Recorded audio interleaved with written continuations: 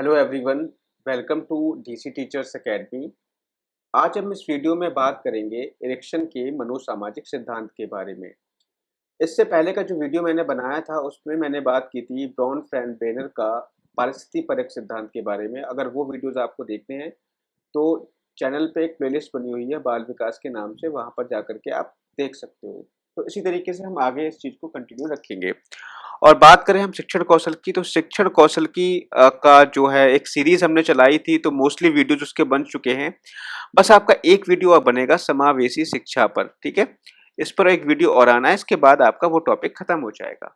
ठीक, तो चलिए स्टार्ट करते हैं। अगर आपने चैनल सब्सक्राइब नहीं किया है तो सब्सक्राइब कर लीजिए और बेल आइकन को दबा लीजिए, क्योंकि जब भी मैं आपको वीडियोस डालूंगा तो आपको सबसे पहले अपडेट मिलेगी।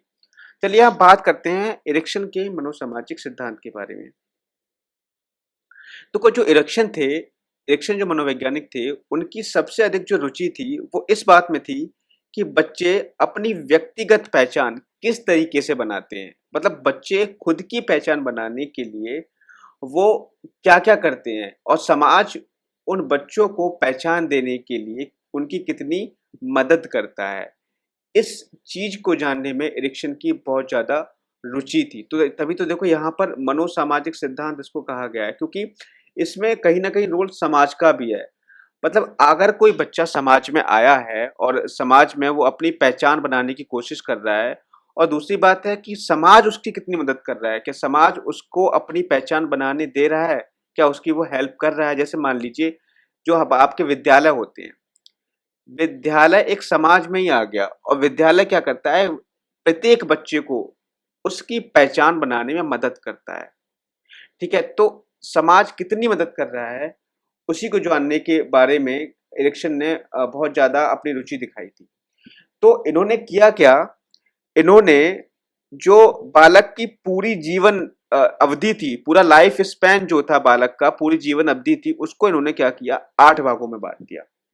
कितने भागों में बांटा था? 8 भागों में बांटा था। और इसीलिए इनके सिद्धांत को हम जीवन अवधि विकास का सिद्धांत भी कहते हैं। जीवन अवधि विकास का सिद्धांत भी इनके सिद्धांत को कहा जाता है। अब ये कौन-कौन से 8 भाग हैं, चलिए उनके बारे में हम बात कर लेते हैं। एक चीज और हम जान लेते हैं इनके सिद्धांत को शुरू करने से पहले। इन्होंने ये कहा कि पूरे जीवन काल में प्रत्येक बच्चा इन 8 अवस्थाओं से होकर के तो गुजरता है, और ये भी कहते हैं कि प्रत्येक अवस्था में क्या होती है, एक मनोसामाजिक चुनौती आती है, एक मनोसामाजिक संकट उत्पन्न होता है। अगर बच्चा उस संकट का समाधान सही ढंग से कर लेता है तो उसका व्यक्तित्व अच्छा होता है, उसका व्यक्तित्व स्वास्थ्यकर होता है, एक अच्छे व्यक्तित्व का व्यक्ति वो बन जाता है। अगर वो समाधान नहीं कर पाता तो उसके अंदर क्या आ जाती है, नकारात्मकता आ जाती है। चलिए इसी के बारे में हम बात करेंगे, ठीक है। तो पहली स्टेज क्या है? पहली स्टेज इसकी है विश्वास बनाम अविश्वास। विश्वास बनाम अविश्वास जो है आपकी 0 से लेकर के 18 माह तक की होती है। कहीं-कहीं पे आपको ये 0 से लेकर के 1 साल तक की भी मिल जाएगी, तो वो भी आपका सही है। तो इसमें होता क्या है? इसमें क्या होता है, देखो जब बच्चा 0 से लेकर के 1 साल या 18 माह तक का होता है, तो उसके देख-रेख करने वाले कौन होते हैं? उनके माता-पिता होते हैं, उनके भाई-बहन होते हैं। अगर बालक की देख-रेख करने वाले जो उनके माता-पिता, भाई-बहन हैं, उन्हें उससे प्यार मिलता है, उन्हें उचित स्नेह मिलता है, तो बालक के अंदर क्या होता है, एक विश्वास का भाव उत्पन्न हो जाता है। बालक के अंदर क्या हो जाता है, विश्वास का भाव उत्पन्न हो जाता है, या कह सकते हैं हम सुरक्षा का भाव उत्पन्न हो जाता है। यदि दूसरी तरफ हम कहें, जिन बच्चों को अपने माता-पिता और देख-रेख करने वाले व्यक्तियों द्वारा मतलब रोते-बिलखते या चिल्लाते छोड़ दिया जाता है, तो उनमें क्या होता है, दूसरे के प्रति अविश्वास उत्पन्न हो जाता है। ठीक है? जैसे बच्चे के रोने पर उपेक्षा करना, तो बच्चा क्या हो जाता है, भयभीत हो जाता है और दूसरों पर शक करने लगता है, दूसरों को शक की नज़र से देखने लगता है, यानी अविश्वास उत्पन्न हो जाता है, डर उत्पन्न हो जाता है। तो अब यहाँ पे क्या होता है, अब देखो बात ये आती है, जब बच्चे के अंदर दोनों चीजें आ गई, यानी विश्वास भी आया और अविश्वास भी आया। भाई यहाँ पर होता क्या है, देखो बच्चों को देखा जाए लाइफ में, अगर आप कहा जाए कि पूरी तरीके से विश्वास मिल जाए, तो पूरी तरीके से विश्वास तो नहीं मिलेगा। कभी कभी हम क्या होते हैं, बच्चों को डांट भी देते हैं, बच्चों को डरा देते हैं। जब पूरी तरीके से अविश्वास मिले, ये भी नहीं होता है। तो होता क्या है, बच्चे के अंदर विश्वास और अविश्वास दोनों की मात्रा यहाँ पर क्या रहती है, मौजूद रहती है। दोनों की मात्रा मौजूद रहती है। अब दोनों की मात्रा मौजूद रहने पर बच्चा अगर विश्वास की तरफ चला जाए, उसके अंदर विश्वास की मात्रा ज़्यादा हो, तो बच्चा क्या होता है, उस संकट का अच्छी तरीके से समाधान कर लेता है। ठीक है? और अगर अविश्वास की तरफ चला जाए, तो उस समस्या का समाधान नहीं कर पाता, उसके अंदर नकारात्मकता उत्पन्न हो जाती है। और यहाँ पे जो मनोसामाजिक संकट उत्पन्न होता है, उसको हम क्या कहते हैं? उसको हम आशा कहते हैं। इस स्थिति में जो मनोसामाजिक संकट उत्पन्न हुआ, उसको हमने क्या नाम दे दिया? आशा नाम दे दिया। ठीक है? तो ये हो गया विश्वास बनाम अविश्वास, सबसे पहली चीज़ यही आती है।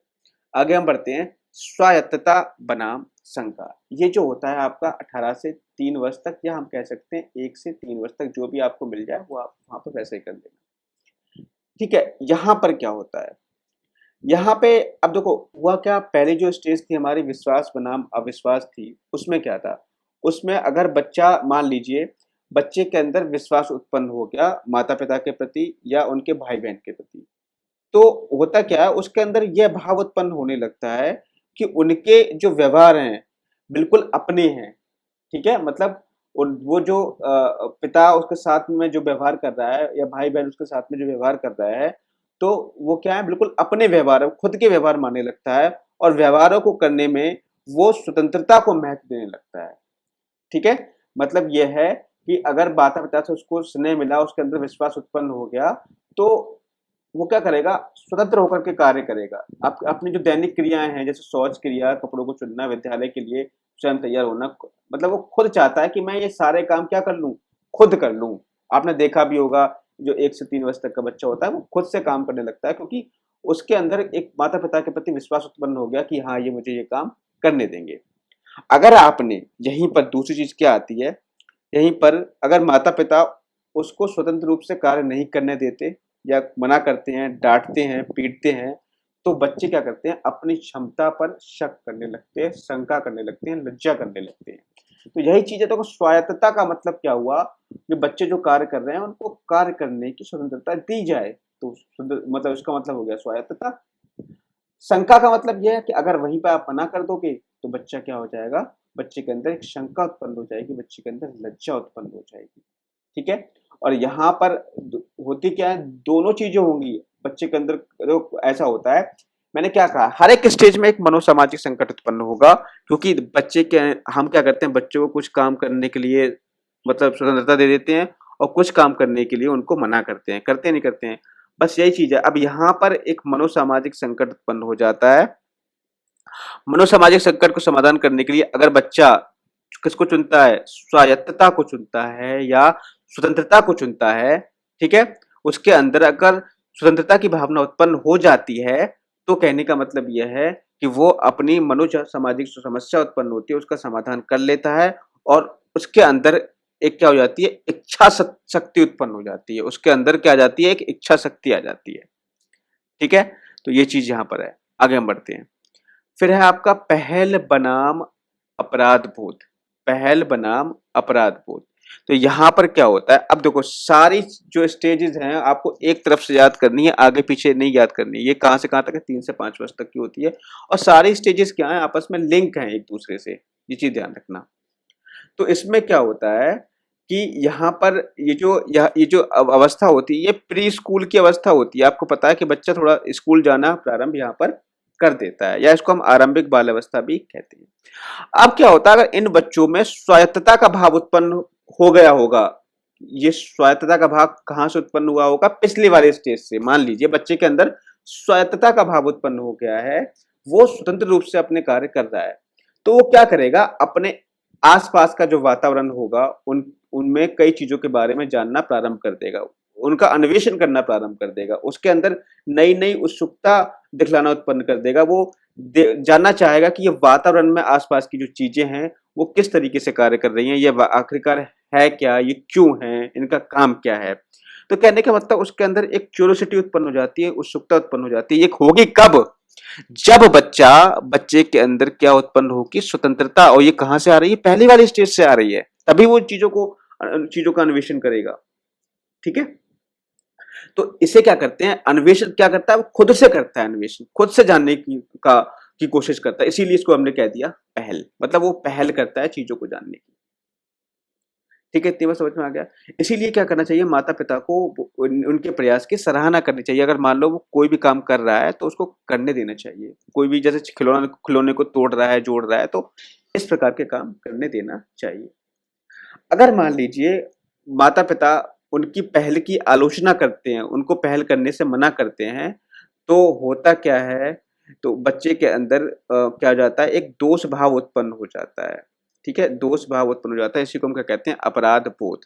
ठीक है, एक दोष भाव अंदर से उत्पन्न हो जाता है। ठीक है, अब यहाँ पे क्या मनोसामाजिक संकट उत्पन्न होता है। मनोसामाजिक संकट उत्पन्न होता है कि वही चीज है भाई, हम पहल पे जाएं या अपराध बोध पर जाएं। तो होता क्या, अगर बच्चे जो पहल पर जाते हैं तो वो उनके अंदर एक इच्छा शक्ति उत्पन्न होती है, जिसे हम कहते हैं लक्ष्य उन्मुखी व्यवहार। ठीक है, उद्देश्य, या इसको हम कह सकते हैं लक्ष्य उन्मुखी व्यवहार उत्पन्न होता है, जिसके जो बच्चे क्या करते हैं, पहल करते हैं। ठीक है, आगे बढ़ते हैं। अगला जो है वो है परिश्रम बनाम हीनता। परिश्रम बनाम हीनता, ये क्या होती है, अब देखो ये जो होती है बेसिकली देखा जाए तो ये 6 वर्ष से 12 वर्ष तक की होती है। ठीक है, 6 से 12 साल तक की अवधि के लिए होती है। इसमें क्या होता है, इस अवधि को हम उत्तर बाल अवस्था भी कह सकते हैं, तो आपको पता ही होगा। अब देखो, जब बच्चों में पहल उत्पन्न हो जाती है तो होता क्या है, उनको नए नए तरीके का ज्ञान प्राप्त हो जाता है, नए नए एक्सपीरियंस लेकर के आते हैं, नए नए अनुभव लेकर के आते हैं।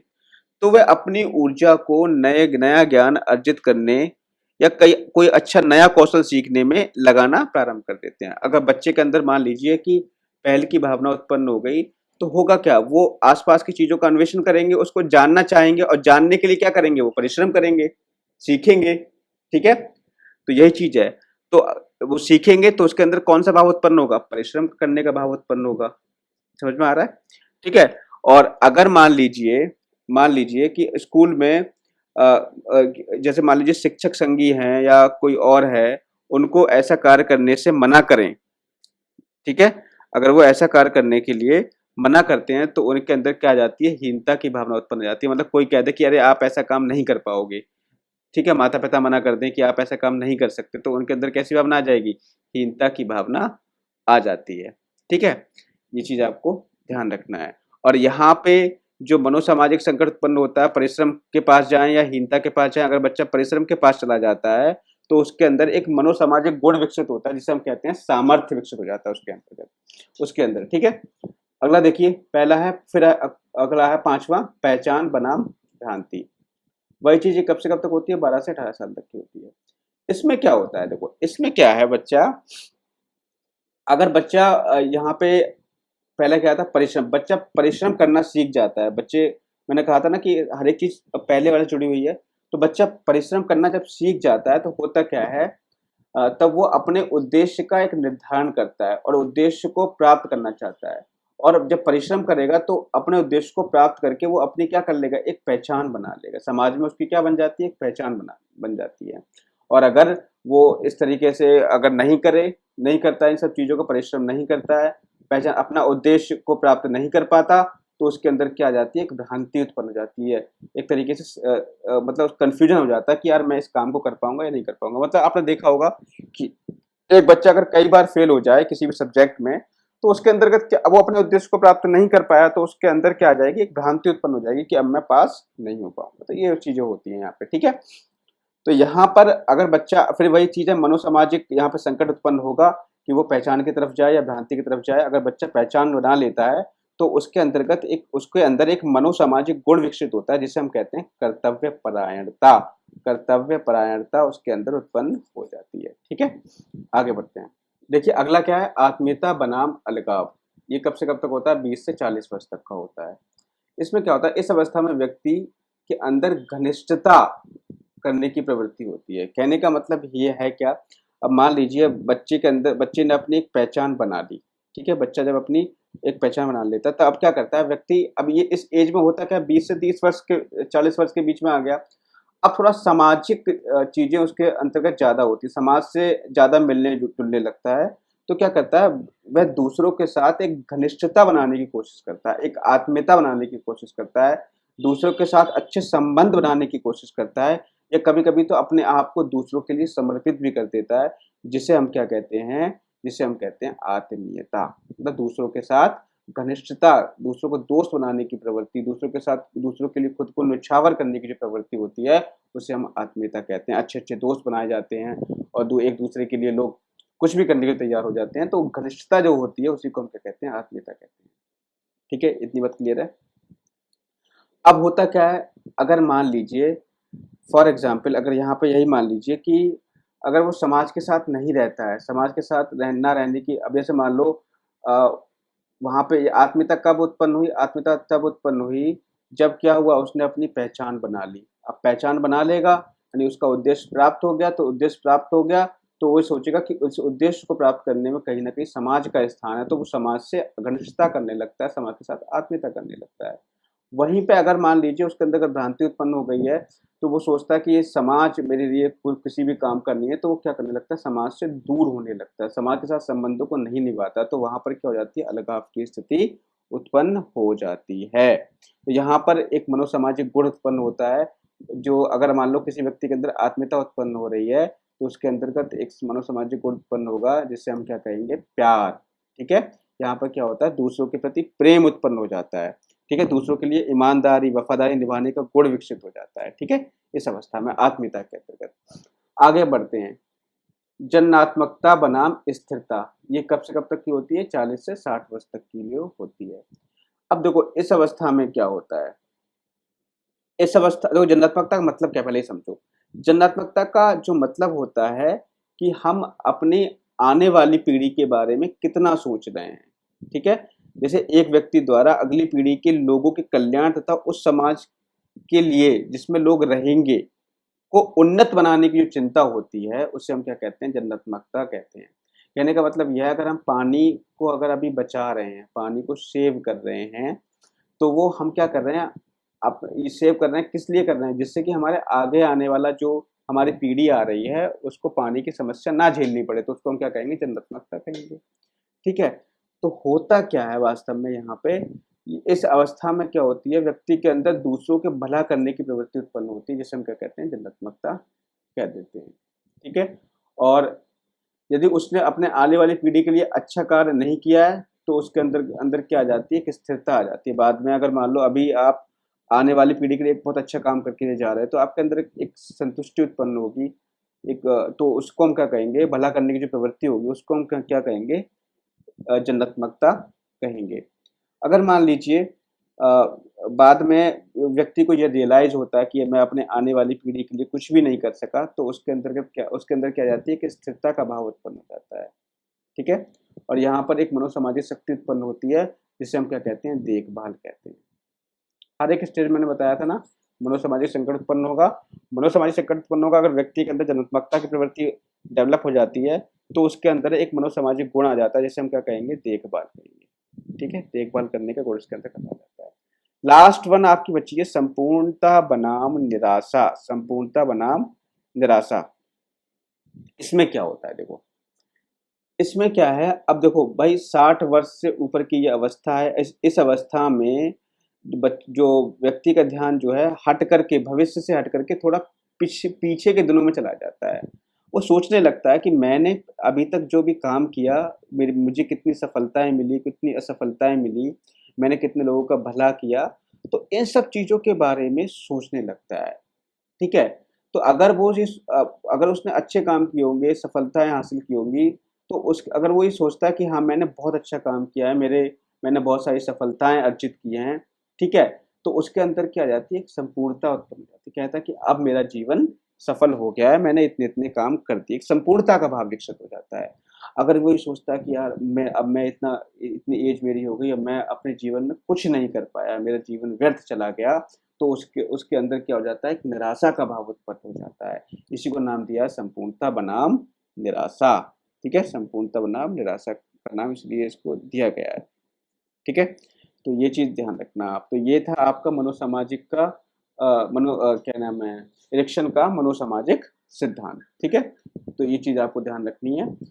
इसकी 8 स्टेजेस थी और बाकी अगले वीडियोस में हम डिस्कस करने वाले हैं बुद्धि के बारे में। बुद्धि के बारे में डिस्कस करेंगे अगले वीडियो में, ठीक है? तो बने रहिए चैनल पे, do subscribe and like my video, और वीडियो को आप शेयर ज़रूर कर दिया करिए अपने फ्रेंड्स के साथ में, ठीक है? जिससे कि मुझे भी मोटिवेशन मिले वीडियोस बनाने का। मिलते हैं नेक्स्ट वीडियो में। Thank you, have a nice day.